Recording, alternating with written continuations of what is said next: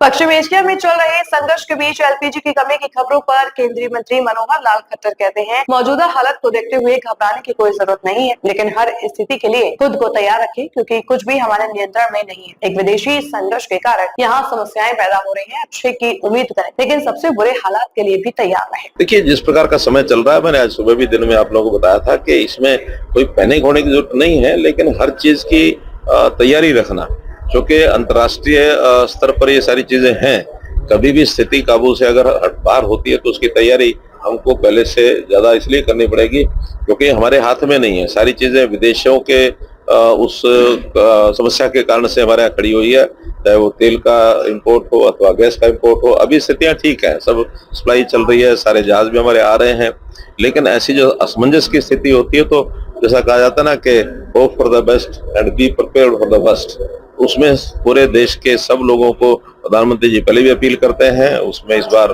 दोनों सदनों में उनका वक्तव्य हुआ है। कल वो मुख्यमंत्रियों से बात कर रहे हैं, बीते कल उन्होंने सर्वदलीय बैठक में भी सब शामिल हुए, तो वहां भी एक विषय के सामने आ गए।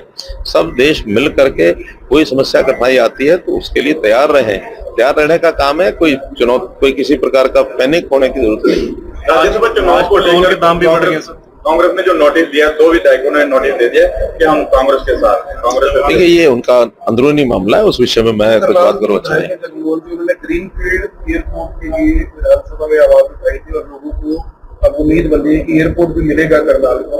उसकी तैयारी चल रही है, कुछ जमीनें भी सिलेक्ट कर ली गई हैं, डिपार्टमेंट सिविल एविएशन को बता दिया गया है, उन्होंने अध्ययन करना शुरू किया है, और जैसे डीपीआर कोई बनेगी, फाइनल चीजें होंगी तो सबको पता लगेगा। अभी तो उसकी प्रारंभ कर रहे हैं, उसके बाद कब शुरू होता है। हरियाणा में जो एक घोटाला हुआ था आईडीएफसी बैंक का, कोरक महिंद्रा का भी नाम उसमें जुड़ गया है। ये विषय हरियाणा की सरकार अथवा हरियाणा में जो एजेंसीज है वही बता सकते हैं, उसके बारे में मैंने सर पेट्रोल के दाम वृद्धि हो गई, हो गई।